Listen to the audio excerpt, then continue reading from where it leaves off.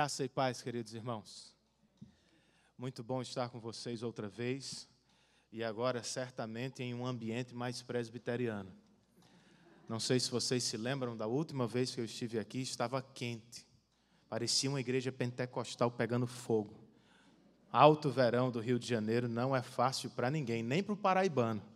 Nem para o paraibano. Hoje está mais frio e até batismo infantil eu vi aqui. Louvado seja o Senhor por isso. Vocês não estão longe do reino, viu? Vai chegar lá, vai chegar lá. Muito bom estar aqui, irmãos, com vocês.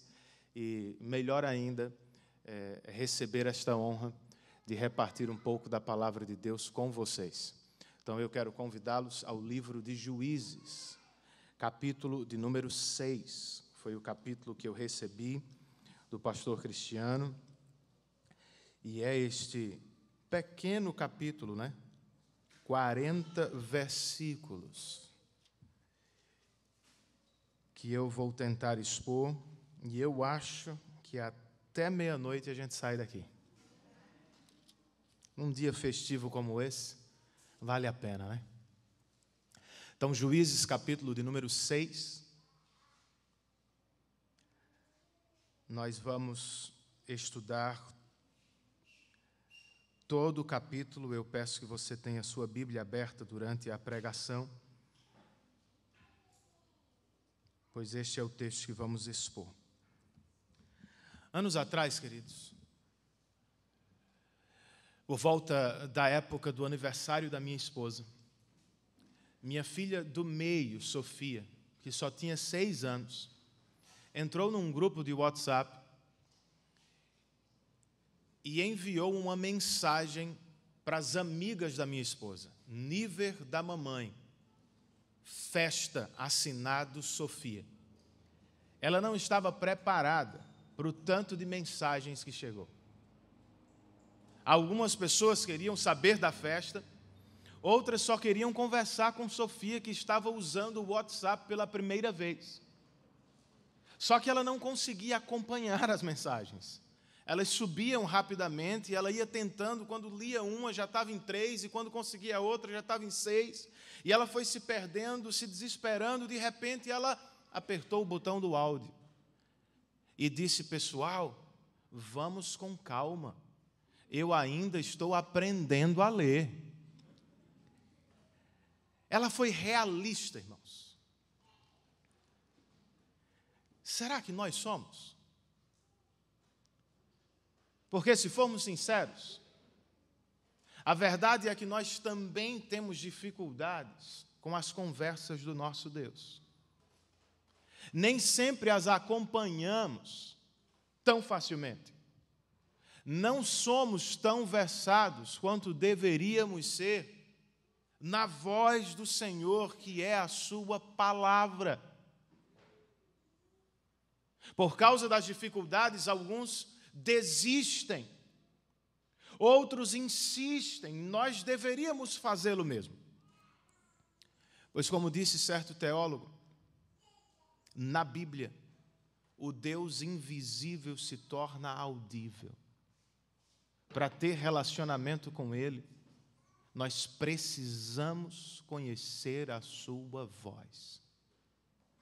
Precisamos conversar com Ele à medida que conhecemos as Sagradas Escrituras. Basicamente é o que temos aqui neste capítulo, uma conversa com Deus. E para ganhar tempo, eu quero ler, para começar, apenas os 6 primeiros versos. E depois eu peço que você tenha a sua Bíblia aberta, pois nós vamos ler todo o capítulo ao longo da pregação. Juízes, capítulo de número 6.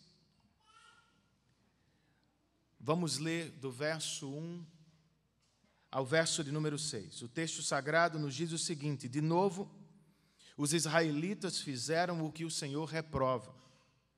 E durante 7 anos ele os entregou nas mãos dos midianitas. Os midianitas dominaram Israel. Por isso os israelitas fizeram para si esconderijos nas montanhas, nas cavernas e nas fortalezas. Sempre que os israelitas faziam as suas plantações, Os midianitas, os amalequitas e outros povos da região a leste deles as invadiam. Acampavam na terra e destruíam as plantações ao longo de todo o caminho, até Gaza, e não deixavam nada vivo em Israel, nem ovelhas, nem gado, nem jumentos. Eles subiam trazendo os seus animais e suas tendas, e viam como enxames de gafanhotos. Era impossível contar os homens e os seus camelos. Invadiam a terra para devastá-la.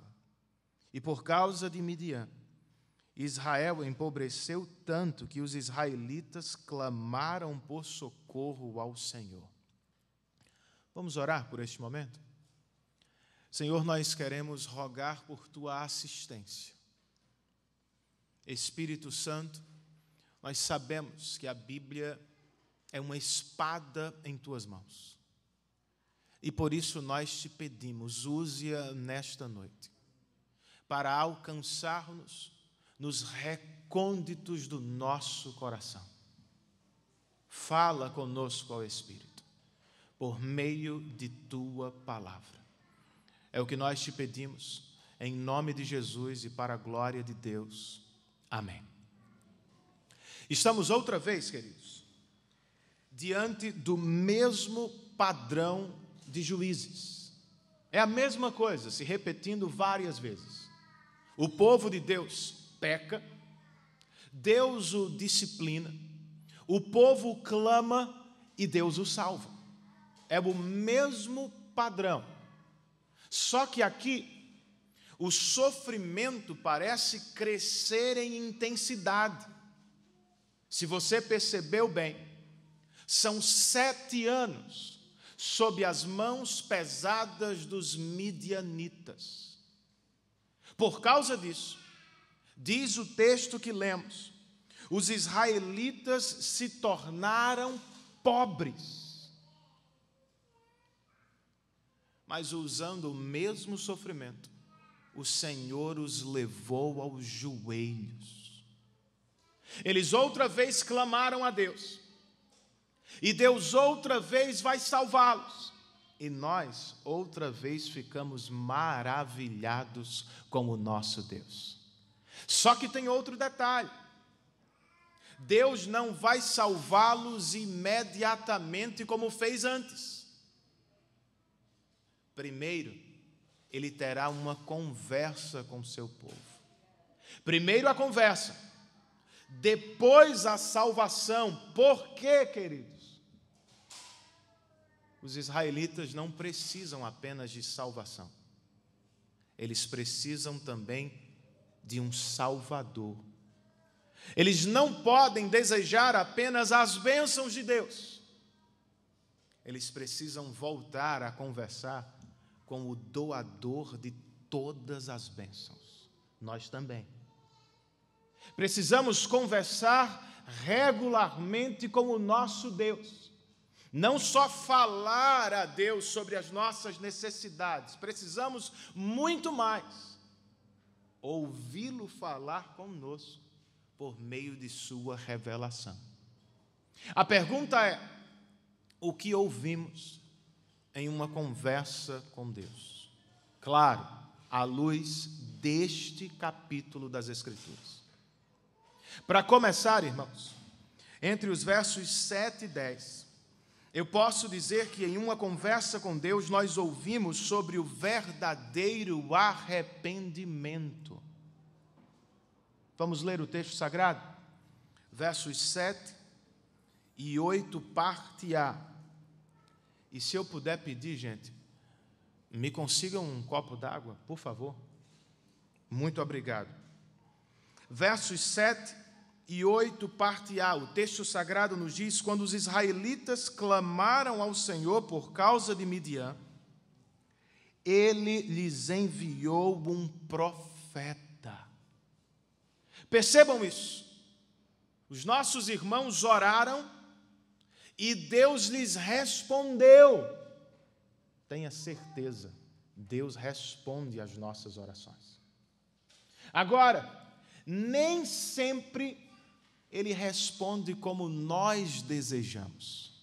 Este é o caso aqui. Eles querem um Salvador. Deus lhes envia um pregador. Eles querem a salvação diante dos midianitas. Deus lhes manda um sermão presbiteriano de 3 pontos. Só dá a igreja presbiteriana.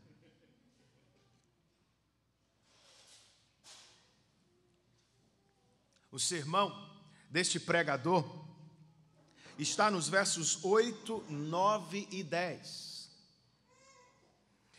O texto diz: ele lhes enviou um profeta que disse: assim diz o Senhor, o Deus de Israel: tirei vocês do Egito, da terra da escravidão. Eu os livrei do poder do Egito e das mãos de todos os seus opressores. Expulsei-os e dei a vocês a terra deles. E também disse a vocês: eu sou o Senhor, o seu Deus. Não adorem os deuses dos amorreus em cuja terra vivem, mas vocês não me deram ouvidos. Não sei se você percebeu os pontos, mas o primeiro deles foi: vocês foram ingratos comigo. Eu os salvei do Egito, os conduzi à terra prometida e entreguei a mesma nas mãos de vocês de graça. Segundo ponto: em vez de me adorarem de todo o coração, vocês se prostituíram, se entregaram aos deuses falsos de Canaã. Terceiro ponto: eu enviei diversos profetas. Eles pregaram a minha palavra e vocês não lhes deram ouvidos. Darão agora, irmãos. E talvez você esteja se perguntando: por que um sermão, Renan, antes da salvação? Um comentarista do texto diz: os israelitas precisam aprender ou relembrar qual é a sua verdadeira necessidade.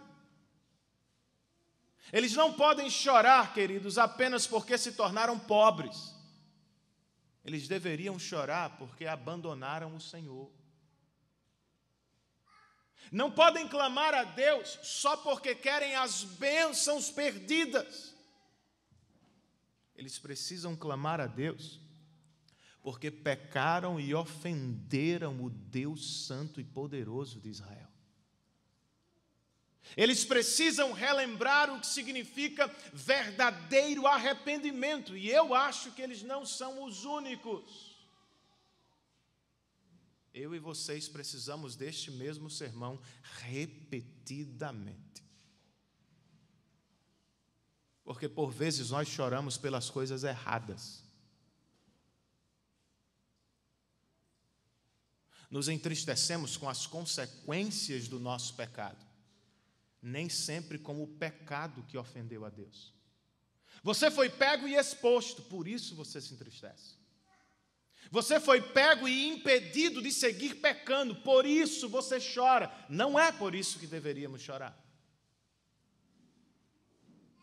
Nós clamamos a Deus pelas circunstâncias e dificuldades que enfrentamos, mas nem sempre clamamos a Deus por nosso coração que está duro na presença do Senhor.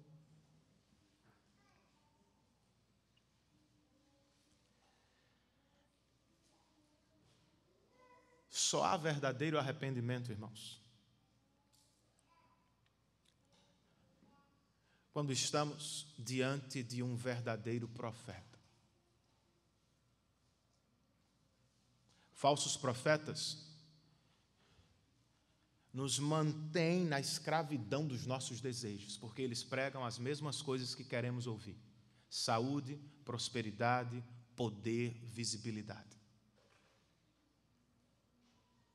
Nós precisamos de um profeta de Deus que tenha coragem de semana após semana se colocar por trás de um púlpito assim, para nos dizer não o que queremos ouvir, mas para nos desafiar com o assim diz o Senhor.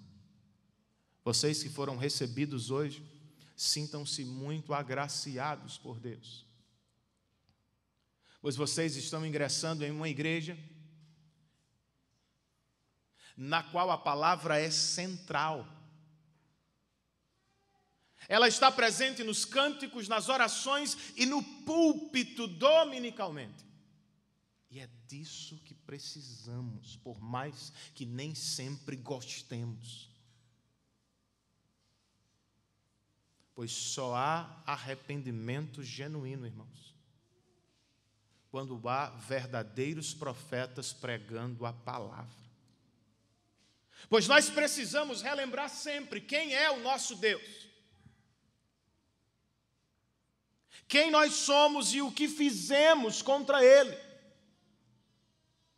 Precisamos recobrar o Evangelho continuamente.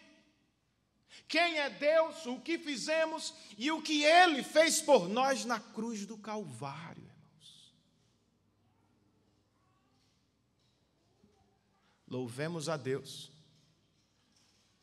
pelos profetas que ainda são fiéis ao assim diz o Senhor.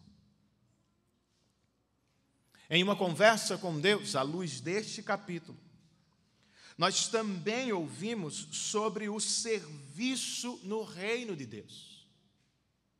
Do geral, o profeta falando para o povo, o autor sagrado nos leva ao específico, o Senhor conversando com Gideão. Versos de número 11 e 12. O texto sagrado nos diz: então o anjo do Senhor veio e sentou-se sobre a grande árvore de Ofra, que pertencia ao abiezrita Joás. Gideão, filho de Joás, estava malhando o trigo num tanque de prensar uvas, para escondê-lo dos midianitas. Então o anjo do Senhor apareceu a Gideão e lhe disse: o Senhor está com você, poderoso guerreiro. Quem são os personagens da conversa? De um lado você tem o anjo do Senhor. Quem é ele? De modo simplista eu poderia dizer, trata-se de uma teofania, queridos, de uma manifestação divina de Deus ou de um ser celestial em forma humana. Mas se você ler o texto com cuidado, você vai perceber que os termos ou as expressões o anjo do Senhor e o Senhor são intercambiáveis. Ora, o autor sagrado diz: foi o anjo do Senhor. Ora, ele diz: foi o Senhor. Qual é a conclusão? Trata-se do próprio Deus conversando com Gideão. Mas como pode, Renan? Deus não está nos céus. Aqui nós temos um mistério que vai se desenrolando ao longo de toda a Bíblia, irmãos. O Deus que envia o mensageiro também é o mensageiro que conversa com Gideão. É uma pista da doutrina da Trindade. O autor sagrado não está afirmando a doutrina, mas está nos apontando para ela em sua narrativa. O Senhor está conversando com Gideão. Quem é Gideão, queridos? Gideão é filho de um israelita idólatra que tem um altar a Baal no quintal de sua casa. Nós vamos ver isso depois no texto. Gideão é o menor da casa de seu pai. E a casa de seu pai pertence a um clã minúsculo de Manassés. Ele é um homem típico de sua época, está malhando trigo escondido, porque como todos os outros, ele tem medo dos midianitas. Ele não é extraordinário em absolutamente nada. Mas é com este homem que Deus conversa. E o que Deus quer fazer com ele? Quer transformá-lo no próximo líder de sua igreja. Mas será que Gideão estava empolgado? Verso de número 13. Ele diz: ah, Senhor, Se o Senhor está conosco, por que aconteceu tudo isso? Onde estão todas as suas maravilhas que os nossos pais nos contam quando dizem: não foi o Senhor que nos tirou do Egito, mas agora o Senhor nos abandonou e nos entregou nas mãos de Midian. Gideão está cometendo 2 equívocos. O primeiro deles é: o Senhor nos abandonou. Não foi isso que aconteceu, irmãos. Os israelitas abandonaram o Senhor. O segundo equívoco, quando ele menciona as maravilhas do Egito, muito provavelmente ele está pensando em Moisés. Para sair desta crise, nós precisamos de Moisés outra vez. Mas Deus não conta mais com Moisés. Verso de número 14. O Senhor se voltou para ele e disse: com a força que você tem, vá libertar Israel das mãos de Midian. Não sou eu quem o está enviando. Ah, Senhor, respondeu Gideão, como posso libertar Israel? Meu clã é o menos importante de Manassés e eu sou o menor da minha família. Eu estarei com você, verso 16. Respondeu o Senhor: e você derrotará todos os midianitas como se fossem um homem. Gideão está esperando por Moisés. E Deus lhe diz: você é o Moisés da sua geração. Mas eu, como vou contra os midianitas? Fique tranquilo. Eu estarei com você. Não há estratégia de guerra. Deus não lhe envia cavalos, carros de guerra, muitos soldados. A única garantia, e a melhor de todas, é: eu estarei com você.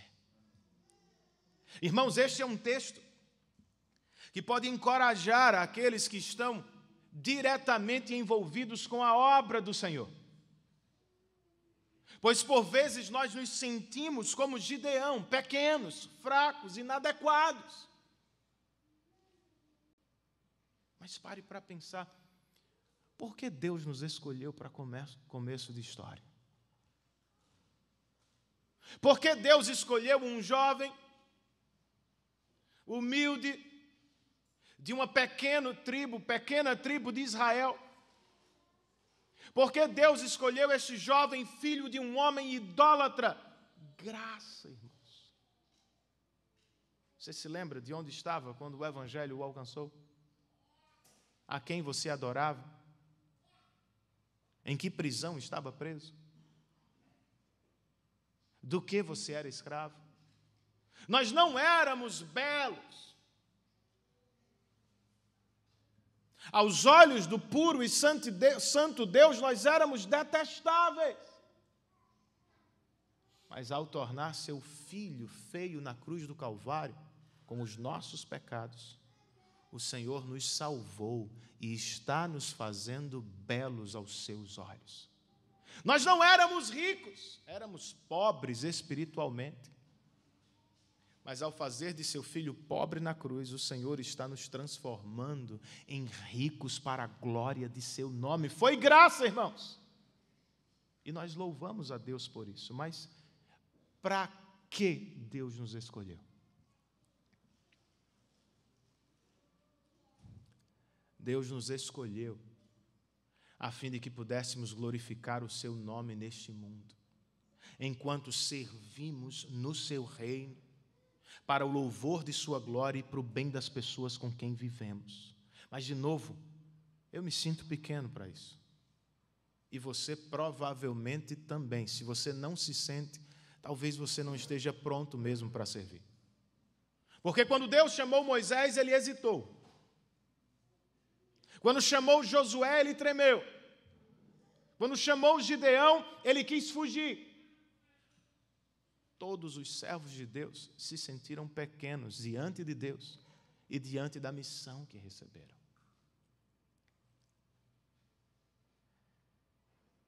Mas geralmente nós fazemos como Gideão. Nós reclamamos da igreja, dos irmãos, dos líderes. Estamos sempre esperando pelo pastor, pelo presbítero, pelo diácono. Estamos sempre nesta posição. Se Moisés estivesse aqui, mas será que o Senhor não está dizendo para você, eu quero contar é com você mesmo? Em vez de só reclamar daquilo que a igreja não faz, eu e vocês deveríamos fazê-lo, pois esta é a nossa família. Em vez de sempre esperar pelos outros, nós já temos alguma coisa para repartir com os outros para a glória de Deus. Cabe-nos, irmãos, nos entregar e confiar no nosso Senhor. Todos nós podemos ser úteis em seu reino. Será que eu posso ouvir um amém?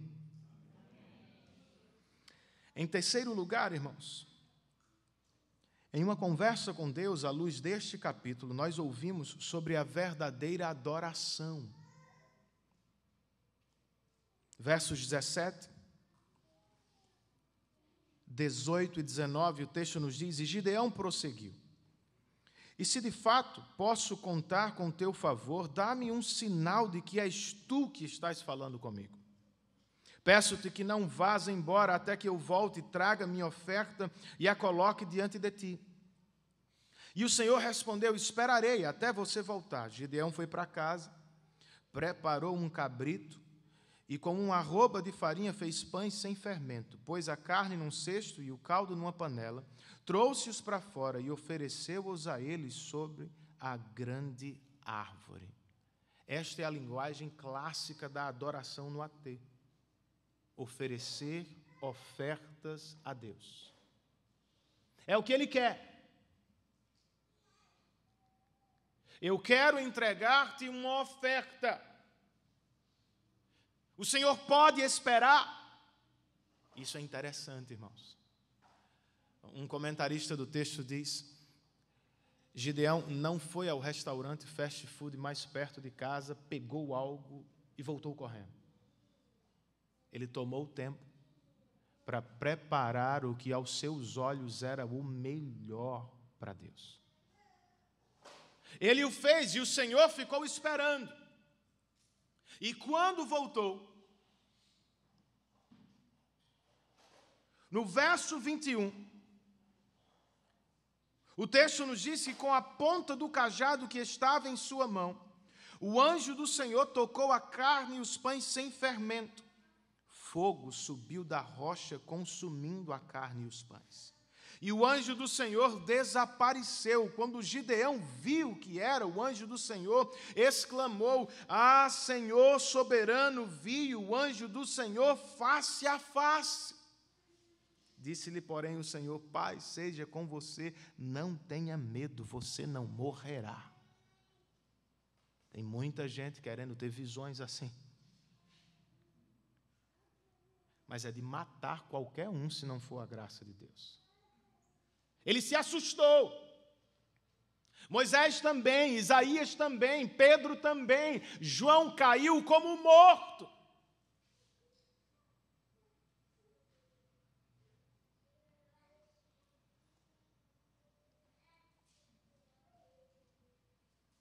Mas ele ouviu que o Senhor não o mataria. Mas ele sabia que o Senhor poderia ter feito. Cheio de gratidão, irmãos. O que é que ele faz? Verso de número 24. Ele construiu ali um altar em honra ao Senhor e lhe deu este nome, o Senhor é paz. E até hoje o altar está em Ofra dos Abiezritas. Ele respondeu em adoração. Naquela mesma noite, verso 25, o Senhor lhe disse, separe o segundo novilho do rebanho de seu pai, aquele de 7 anos de idade, e faça o seguinte, despedace o altar de Baal que pertence a seu pai, e corte o poste sagrado de Azerá, que está ao lado do altar. O pai dele, israelita, que frequentava, por assim dizer, os cultos da igreja, tinha no quintal de casa um altar a um falso Deus. E o Senhor disse a Gideão: você quer me adorar? Comece destruindo aquele outro altar. Não há como adorar a Deus verdadeiramente com sincretismo religioso. Deus não aceita qualquer tipo de adoração, irmãos. Não é você quem diz como vai adorá-lo. Não sou eu quem escolho como vou adorá-lo. É Ele quem prescreve sua adoração nas Escrituras. Primeiro, acabe com o altar de Baal em sua casa e depois levante um altar para mim. Ele o fez. Com algum receio, mas ele o fez. E no verso 28, o texto nos diz que de manhã, quando os homens da cidade se levantaram, lá estava demolido o altar de Baal, com o poste sagrado ao seu lado cortado, e com um segundo novilho sacrificado no altar recém-construído a Yahvé. Perguntaram uns aos outros: quem fez isso? E depois de investigar, concluíram: foi Gideão, filho de Joás. Os homens da cidade disseram a Joás: traga o seu filho para fora, ele deve morrer, pois derrubou o altar de Baal e quebrou o poste sagrado que ficava ao seu lado. Esses deuses eram os deuses da prosperidade e fertilidade. E os israelitas de Manassés ficaram loucos. Mas veja se isso não é uma tolice. Eles adoravam os falsos deuses da prosperidade e fertilidade, e enquanto isso eram esmagados pelos midianitas. Mas como assim Gideão destruiu os altares da prosperidade? E agora quem vai nos abençoar? Verso 31. Joás, porém, respondeu à multidão hostil que o cercava: vocês vão defender a causa de Baal? Estão tentando salvá-lo? Quem lutar por ele será morto pela manhã. Se Baal fosse realmente um deus, poderia defender-se quando derrubaram o seu altar. Por isso, naquele dia chamaram Gideão de Jerubaal, dizendo que Baal dispute com ele, pois derrubou o seu altar.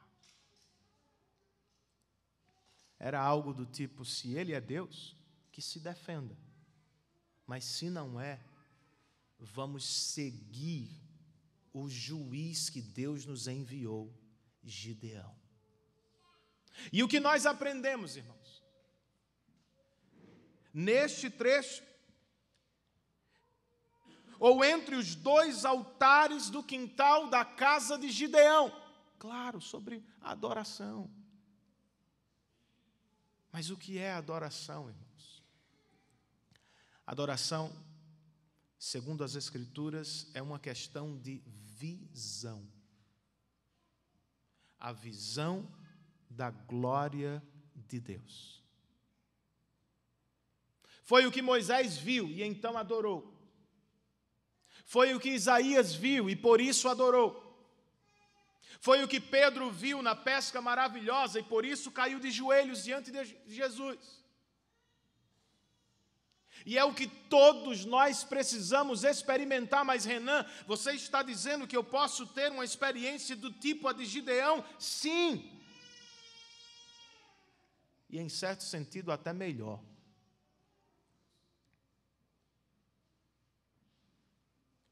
O apóstolo Paulo escreve, irmãos, aos Coríntios, nos dizendo que em estado natural somos todos cegos para a glória de Deus.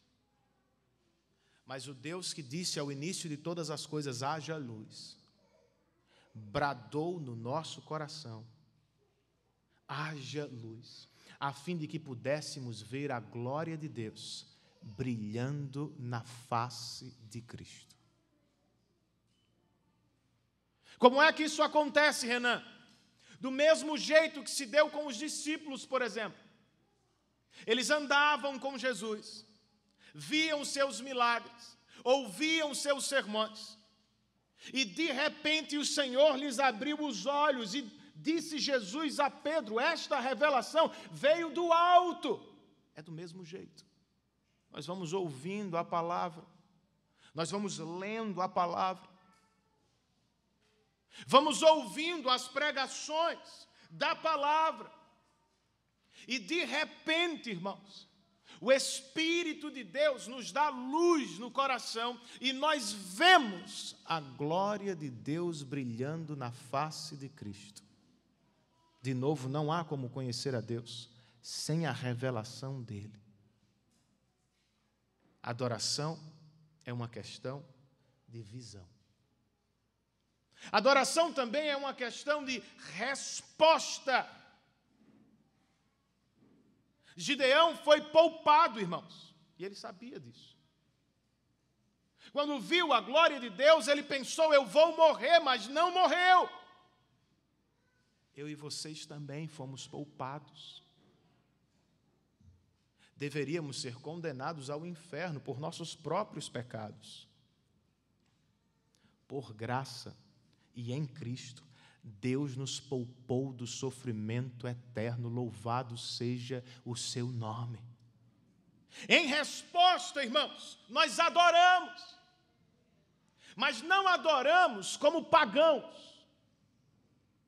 Não adoramos a Deus para conquistar as suas bênçãos, nós adoramos a Deus porque fomos conquistados por Ele em Cristo. Não adoramos para ter as bênçãos do Senhor. Nós adoramos porque em Cristo nós já somos abençoados para sempre. Não adoramos por obrigação, nem porque nos sentimos devedores. Nós não temos como pagar absolutamente nada.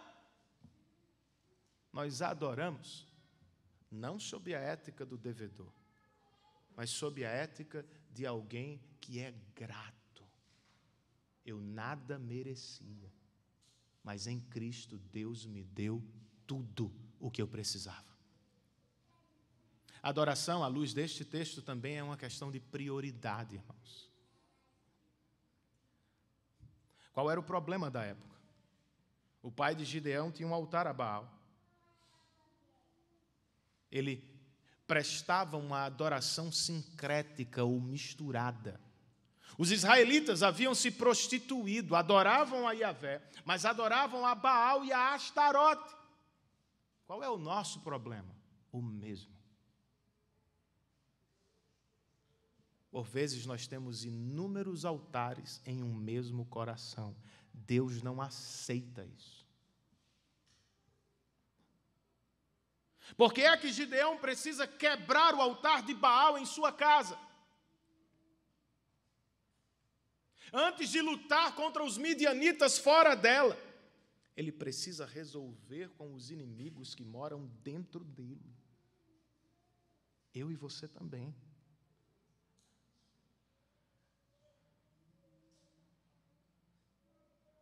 Nós não podemos adorar a Deus e a família, mas há centenas de igrejas que transformaram o dia do Senhor em dia da família.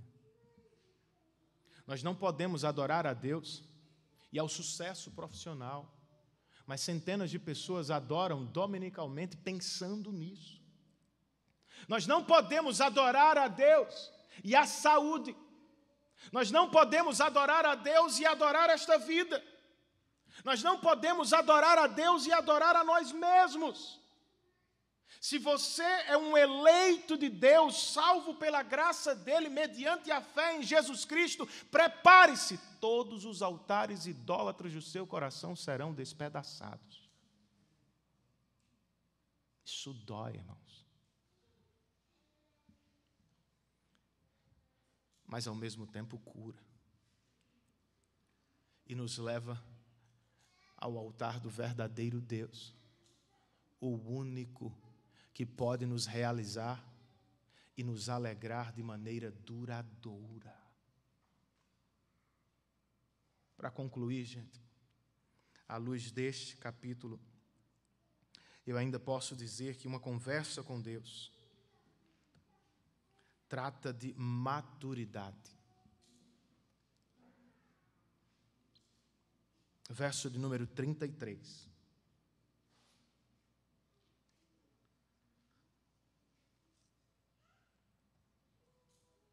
Nesse meio tempo, todos os midianitas, amalequitas e outros povos que vinham do leste uniram os seus exércitos, atravessaram o Jordão e acamparam no vale de Jezreel. É a mesma coisa do início do capítulo.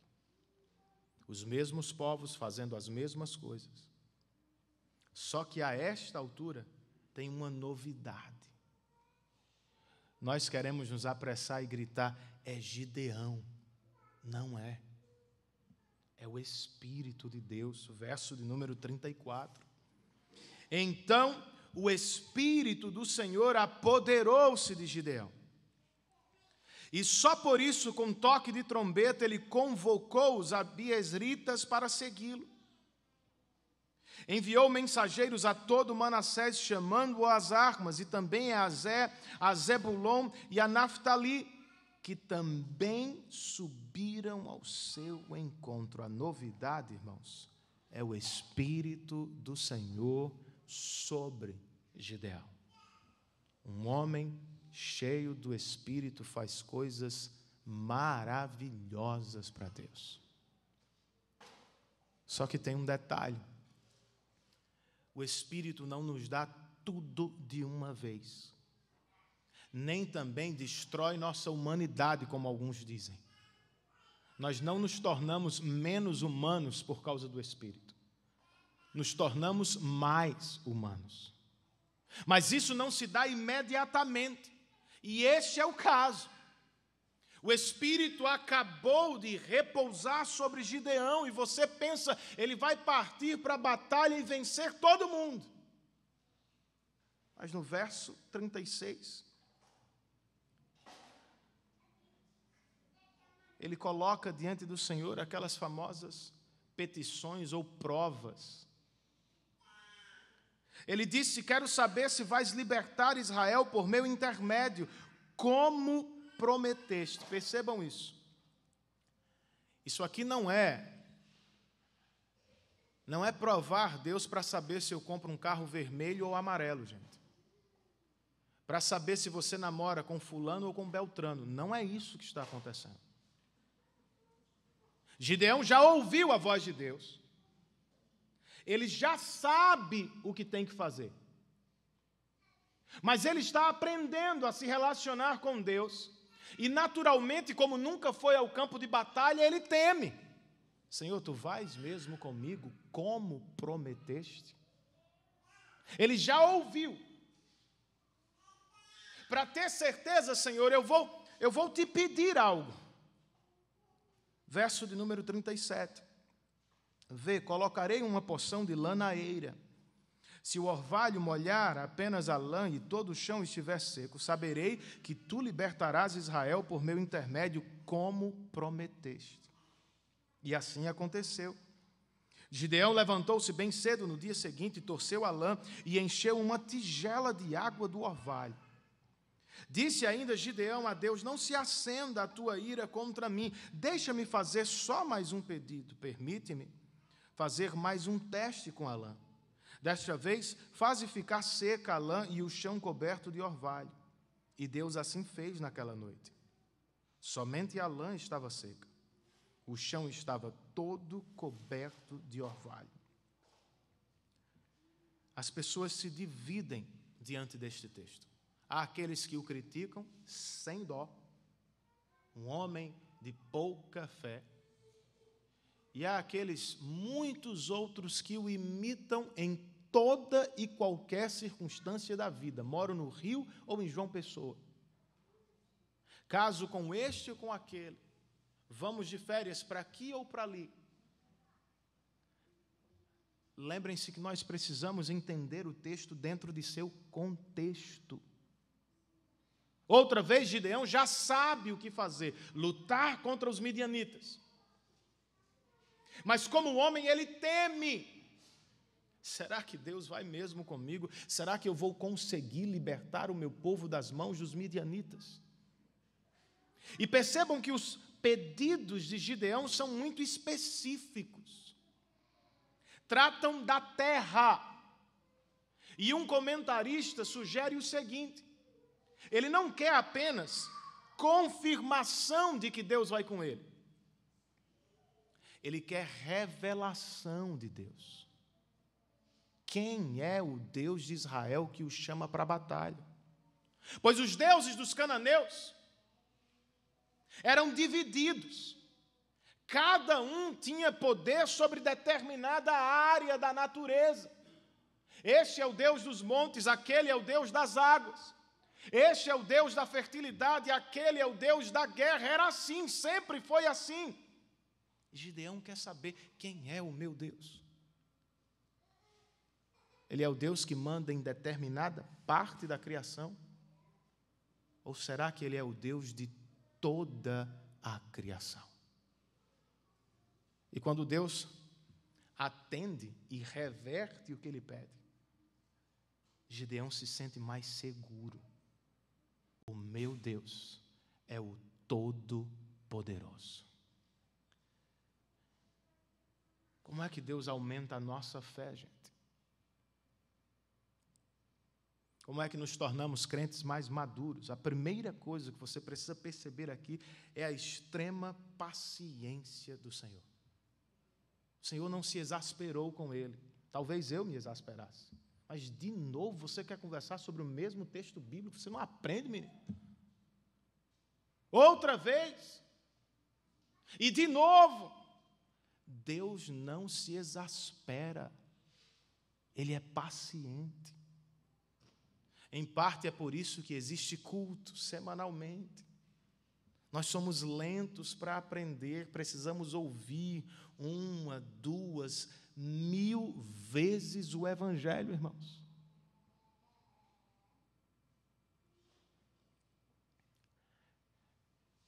Mas se realmente queremos crescer, de novo, não tem como burlar a Bíblia. Se para revelar-se a Gideão, Deus lhe deu sinais na criação. Para fazê-lo crescer espiritualmente, Deus vai abrir a palavra para você. Não tem outro caminho. Eu e vocês precisamos crescer na Escritura. Você precisa dar um jeito de gostar de ler, meu amigo. Ah, pastor, mas eu sou péssimo de leitura. Não haverá crescimento sem leitura da Escritura. Ore a Deus até ter vontade, e valendo, e insistindo, para crescer no Senhor. Eu sei que vocês devem ser mais ocupados do que o povo em João Pessoa. Mas nós precisamos reaprender a ter pouca coisa nas nossas agendas. Você não pode ser um crente de Facebook, Instagram ou Twitter, de linhas. Você precisa dizer não a algumas coisas.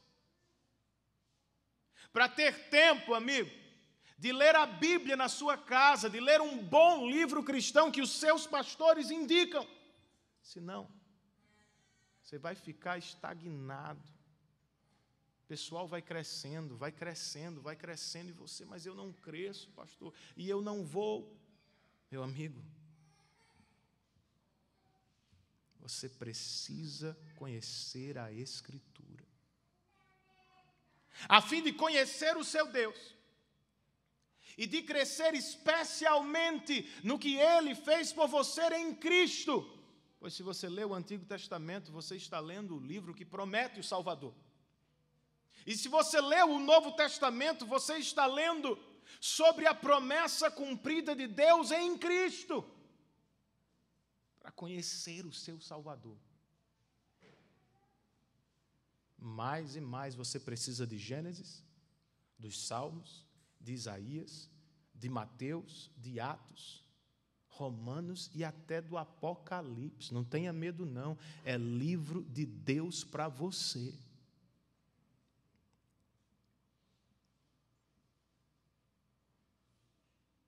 Eu sei que às vezes é mais difícil, gente. Mas é a voz do seu Deus. Nós celebramos ontem a Reforma Protestante, vocês conhecem. Pessoas morreram para nos dar esta palavra. Alguns cristãos dariam tudo na vida para ter uma Bíblia. Eu e vocês temos versões. Sim, nós precisamos ser realistas como minha filha. Mas eu não espero que ela continue lendo aos 11 anos que tem hoje, como lia quando tinha 6. E eu não espero que aos 15 ela continue sendo criança. Não dá. Ser criança no reino de Deus, quando somos convocados a ser como crianças, o Senhor está falando da humildade e da dependência que precisamos ter dele, mas não é estado de infância para sempre. O autor de Hebreus se espanta no capítulo 5 e no capítulo 6 com crentes que deveriam ser mestres, mas ainda precisam de leite. Eu e o pastor Cristiano conhecemos uma igreja nos Estados Unidos que tem a mesma escola bíblica há anos. E eu perguntei para o pastor, mas como assim? A mesma grade curricular há anos. Ele disse, olha, depois que a pessoa faz aqui, 2 anos de escola bíblica, eu espero que ele se torne professor. E é isso mesmo, gente. Nós precisamos crescer nas conversas com Deus e nas conversas de Deus para outras pessoas. Vamos fazê-lo. E que o Senhor nos ajude neste caminho que não tem fim. Eternamente. Se você achava que o céu seria feito de um grande coral, isso é apenas parte do que você vai fazer lá. Por toda a eternidade você seguirá conhecendo a Deus. Comece fazendo-o agora. Que Deus os abençoe em Cristo Jesus.